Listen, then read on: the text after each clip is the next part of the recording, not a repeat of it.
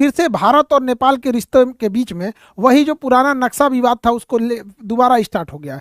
Actual government पे इस चीज़ का डिसीजंस के असर गवर्नमेंट पे जरूर देखे जाते हैं, इंटरनेशनल रिलेशन पे भी इसका काफ़ी असर देखा जाता है।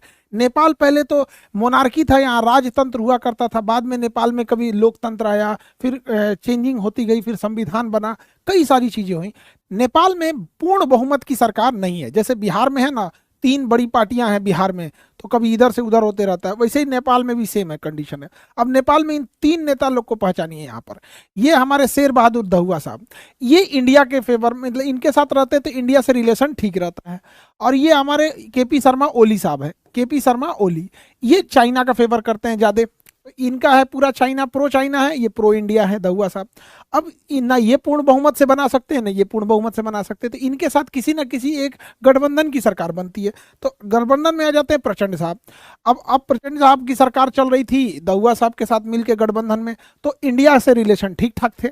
अभी यहाँ से गठबंधन टूट के प्रचंड साहब की गठबंधन हो गई है केपी शर्मा ओली साहब के साथ, तो अभी वो प्रो चाइना होते जा रहे हैं लोग। तो ओली साहब शुरुआत से ही प्रो चाइना है। आखिर इसके बीच में ये भूमि विवाद क्या है, और ये बहुत बड़ा इशू नहीं है, बट इसको ना एक वहां पर अमूमन लोकतंत्र की एक खराबी क्या होती है कि जब दो, एक मेजॉरिटी और माइनॉरिटी के बीच में जब भेदभाव होता है, तो मेजॉरिटी और माइनॉरिटी में तो कई तरह की गवर्नमेंट की आइडियोलॉजी चलती है। वहाँ पे क्या है ना कि नेपाली की मेजॉरिटी है और माइनॉरिटी में वहाँ मधेसियाँ हैं। तो ये ओली साहब का है कि मधेसियों को मतलब भाई ये बाहर के हैं, ये है वो है, ऐसे करके, ताकि मतलब एक अपनी अपनी आइडियोलॉजी होती है चुनाव जीतने की यहाँ पर। तो जैसे भारत में कभी जातिवाद काम करता है, कभी माइनॉरिटी मेजॉरिटी काम करता है, कभी क्षेत्रवाद काम करता है, तो जिसको जैसे मन उसी तरह से वो जीतना चाहते हैं। तो ओली साहब का क्या है कि एंटी इंडिया सेंटीमेंट से वो जीतना चाहते हैं। कई बार वो एक बार बोले थे कि इंडियन कोरोना ज़्यादा खतरनाक है, कभी बोलते हैं राम जी हमारे यहाँ जन्म लिए थे, कई ऐसी ऐसी उटपटा चीज़ें थी, काफ़ी दरारें आ गई थी रिश्ते। अभी मालदीव में देखिए मोइजू की सरकार आई है, बिना मतलब वो हल्ला कर रहा है वहाँ मोइजू कि इंडिया आउट।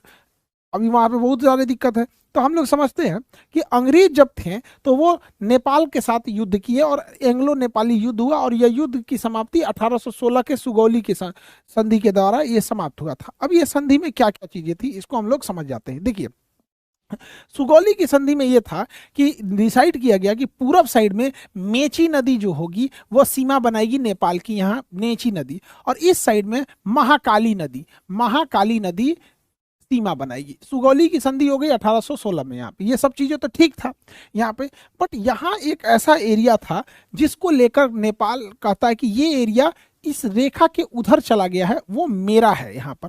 इसलिए आप नेपाल के ओल्ड मैप में देखेंगे तो आपको यहाँ किसी भी तरह की कोई मार्किंग देखने को नहीं मिलेगी, लेकिन वही एरिया यहाँ देखिएगा तो हल्का एक निकला हुआ एरिया दिखेगा, जबकि वो एरिया यहाँ देखने को आपको नहीं मिलेगा। वही लिम्पियाधुरा, काला पानी और लेपुलेख है, उसको हम लोग समझते हैं। ये एरिया कहाँ आता है तो नेपाल और उत्तराखंड राज्य के बीच में आएगा, उत्तराखंड के पास। इसको हम लोग समझते हैं कि आखिर ये क्या चीज़ विवाद है। तो ये ही एरिया, ये जो हल्का सा नोक निकला हुआ है ना, उत्तराखंड में यही वाला एरिया है। तो देखिए, ये उत्तराखंड का इधर हो गया, ये नेपाल हो गया। महाकाली नदी जो है वो दो धाराओं से मिलकर बनती है वहां पर। उसकी एक शाखा निकलती है लिम्पियाधुरा से, जो पतली शाखा है, सॉरी लेपुलेख से निकलती है जो पतली शाखा है। ये वाला शाखा पतली शाखा है, और इसी महाकाली नदी की एक शाखा निकलती है लिम्पियाधुरा से, और ये मिलके बना लेती है महाकाली नदी यहाँ पर मिलके।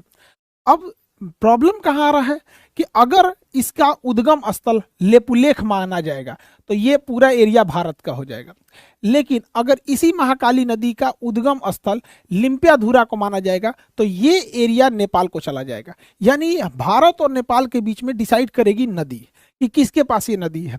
तो देखिए ध्यान से, तो ये वाला अभी वर्तमान में भारत इसे मान रहा है। 1816 में जब सुगौली की संधि हुई थी तो अंग्रेजों ने लिम्पियाधुरा वाली इस नदी को कहा था कि ये वाला बॉर्डर रहेगा। तो 1816 में जनसंख्या भी नहीं थी, यहाँ कोई रहता भी नहीं था, लेकिन यहाँ से चीन से व्यापार करना इजी था। तो अंग्रेजों ने 1816 के बाद 1860 में इसका नक्शा में इसको माना, तो लेपुलेख को माना 1816 में यहाँ पर। तो ये वाले एरिया को माना, तो इसके इधर ब्रिटिश ईस्ट इंडिया तत्कालीन हो गई, इधर नेपाल हो गया। उस समय नेपाल ने न इस पे कोई आपत्ति जताई, ना इस पे कोई आपत्ति जताई। 100 साल तक कोई आपत्ति नहीं जताया गया। अब नेपाल का क्या कहना है कि ये लेपुलेख से ये नदी जो है इसका ओरिजिन हम नहीं मानेंगे, हम ये मानेंगे कि हम ये महाकाली नदी का ओरिजिन ये लिम्पियाधुरा से होता है। अब अगर इसे नेपाल मान लेगा लिम्पियाधुरा से हो रहा है, तो लिम्पियाधुरा बीच में एक जगह पड़ता है काला पानी, और ये जगह पड़ता है आपका लेपुलेख। तो लिम्पियाधुरा, काला पानी, लेपुलेख, ये पूरा एरिया जो है ये एरिया नेपाल को चला जाएगा।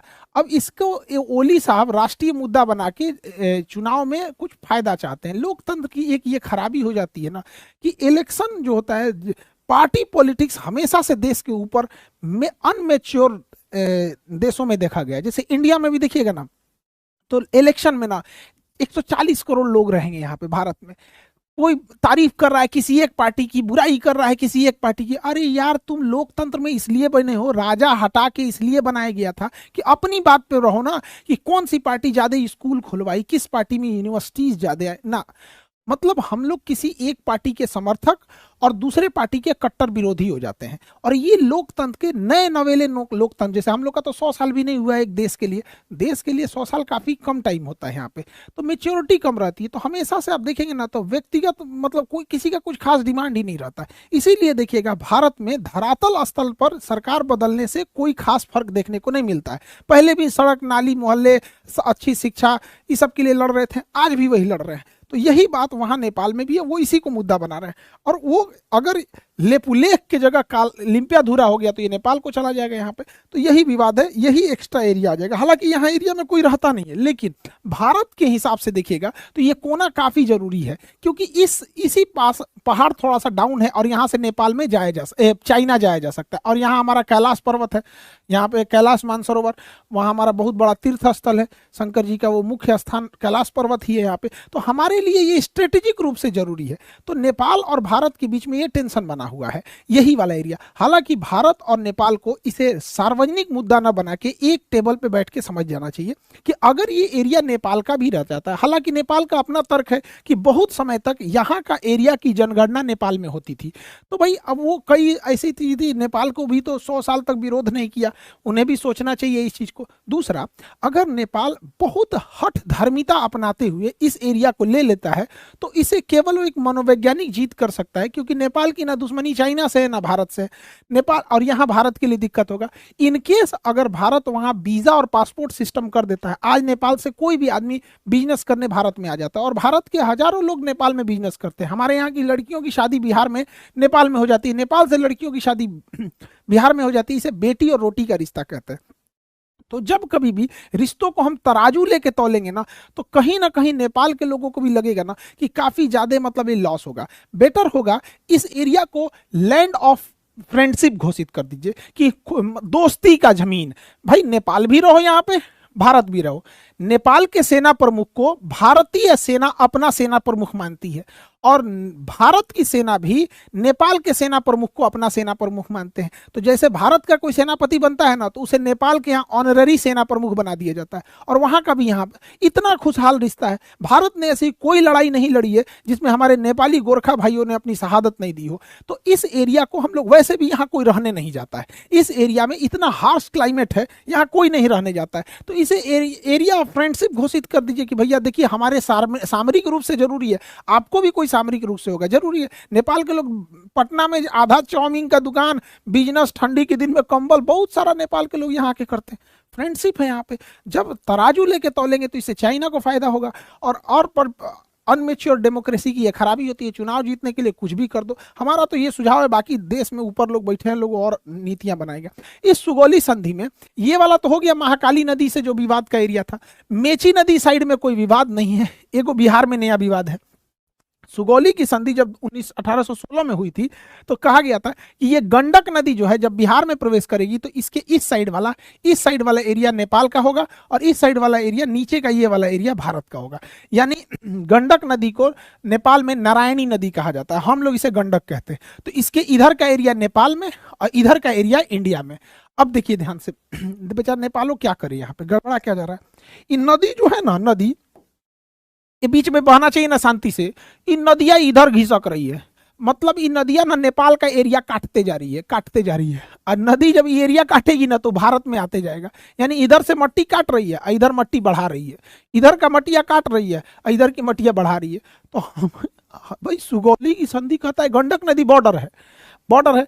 और नारायणी नदी, नेपाल इसी नदी को नारायणी कहता है, हम लोग गंडक कहते हैं। तो नदियां इधर की ओर भागते जा रही है। तो नेपाल कह रहा है कि भैया हमारा जमीनिए कब्जे आ रहा है, हमारा पूरा जमीन कब्जे आ रहा है। और नेपाल का यही एरिया जो नीचे का थोड़ा सा है ना खेती लायक है, बाकी तो पहाड़ है, कह रहा है कि भैया यही एरिया खेती लायक है, नदियां इधर भाग रही है, नदी को रोको, स्टॉप, लाल झंडा लगाओ यहाँ पे, स्टॉप। नदियां नहीं रुक रही है, धड़ाधड़ इधर भाग रही है। इससे नेपाल की जमीन कम होती जा रही है और भारत की जमीन ज्यादा होती जा रही है। और यहीं पे एक विवाद आता है, चंपारण जिला में एक जगह है सुस्ता जिला। तो इसमें क्या विवाद हो गया समझिए ध्यान से। 1816 के इसी सुगौली की संधि में सुस्ता भूमि विवाद क्या था कि इस नदी के नारायणी नदी हो गया, इसे वो लोग नारायणी नदी कहते हैं और हम लोग जीप और गंडक कहते हैं। तो नेपाल के लोग नारायणी नदी कहेंगे, हम लोग उसे गंडक नदी कहेंगे।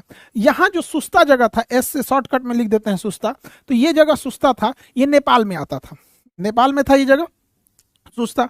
लेकिन हुआ क्या कि 50-60 साल बाद ये नदियां इधर घूमने लगी और घूमते घूमते ये नदी जो पहले इधर से जा रही थी वो घूमते घूमते घूमते घूमते इधर चल गई। अब भैया नेपाल तो उस पार होता है, तो एक समय था जब सुस्ता नदी इधर थी, वही सुस्ता शहर नेपाल में था। अब ये नदियां ऐसे घूम गई है, नदियां ऐसे घूम गई यहाँ पर। अब जब नदी ऐसे घूम गई तो सुस्ता वाला जगह आ गया भारत में। अब भारत का कहना है कि भाई तुम नदी उस पार न हो, तू नेपाल कर रहा, नदियां घूम गई तो हम क्या करें यहाँ पे। भाई ये भी बात गड़बड़ है, जबकि सुस्ता जगह बहुत अच्छा खेती के लिए है यहाँ पर। तो ये दोनों के बीच में अभी विवाद है।